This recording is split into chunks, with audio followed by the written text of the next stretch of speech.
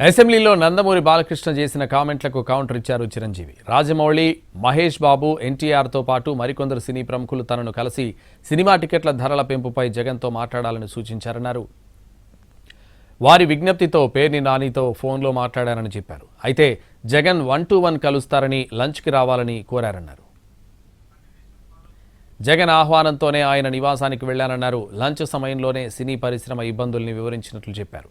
ఇండస్ట్రీతో gap ఉందని అనుకుంటున్నారని, time ఇస్తే అందరం కలిసి వస్తామని జగన్తో చెప్పారన్నారు.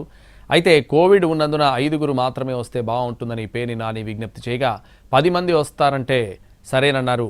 దాంతో తాను బాలకృష్ణకు ఫోన్ చేస్తే ఆయన అందుబాటులోకి రాలేదన్నారు. జెమినీ కిరణ్ను సైతం పంపామన్నారు. 3 సార్లు ప్రయత్నించినా బాలకృష్ణ కలవలేదన్నారు చిరు. జగన్ను కలిసి సినీ పరిశ్రమ ఎదుర్కొంటున్న ఇబ్బందుల్ని వివరించామన్నారు చిరంజీవి. సినీ పరిశ్రమకు ప్రభుత్వ సహకారం అందించాలని కోరామన్నారు. దీనికి అక్కడున్న వారందరూ సాక్ష్యమని వివరించారు ఆయన. అంతేకాదు తాను చొరవ తీసుకోవడం వల్లే అప్పటి ప్రభుత్వం సినిమా టికెట్ల ధరల పెంపునకు అంగీకరించిందన్నారు చిరంజీవి. ఆ నిర్ణయం సినీ పరిశ్రమకు ఎంతో కొంత మేలు చేసిందని తెలిపారు. ఆ నిర్ణయం వల్ల బాలకృష్ణ వీరసింహారెడ్డికి తన సినిమా వాల్తేరు వీరయ్యకు టికెట్ల రేట్లు పెంచడానికి కారణమైందన్నారు. దీంతో ఇటు నిర్మాతలకు, అటు డిస్ట్రిబ్యూటర్లకు, ఎగ్జిబిటర్లకు లాభం చేకూరిందని చెప్పారు చిరు.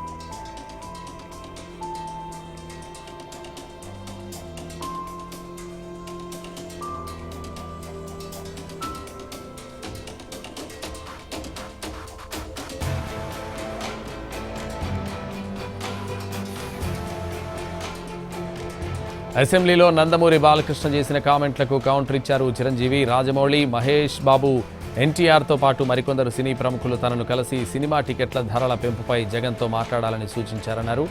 వారి విజ్ఞప్తితో పేర్ని నానితో ఫోన్లో మాట్లాడానని చెప్పారు. అయితే జగన్ 1-to-1 కలుస్తారని, లంచ్కి రావాలని కోరారన్నారు.